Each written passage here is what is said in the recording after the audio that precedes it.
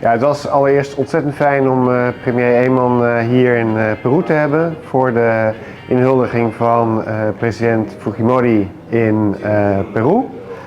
Belangrijk als teken dat het Koninkrijk present is in Peru en de president en haar regering veel succes wil wensen in haar regeringsperiode.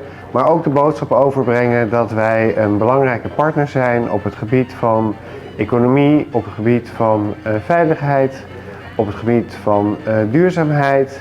En de premier heeft die boodschap heel duidelijk weten over te brengen. Hij heeft aangegeven dat wij als Koninkrijk en ook als Aruba veel kennis hebben over thema's als duurzaamheid, El Niño die eraan zit te komen. Kunnen wij heel hard mee samenwerken. En ook alles wat te maken heeft met de ondermijning en strijd tegen de georganiseerde misdaad.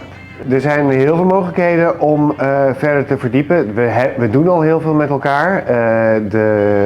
Peru is Nederland is de eerste bestemming van alle agroproducten van Peru. Nou, het kan natuurlijk alleen maar meer worden.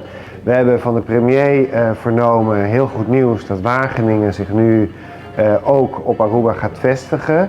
En daar zien we heel veel mogelijkheden om vanuit daar die kennis van de Universiteit Wageningen ook in Latijns-Amerika te exporteren. En daar gaan we hard ons best voor doen om dat voor elkaar te krijgen.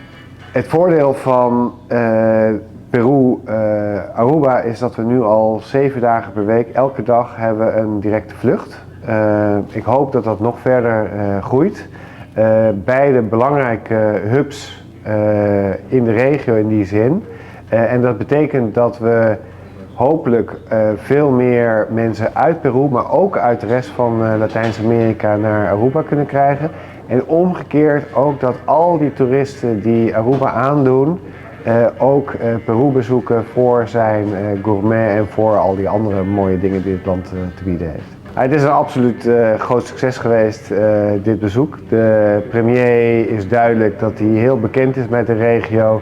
Hij heeft heel veel presidenten gesproken, hij heeft heel veel regeringsleiders gesproken.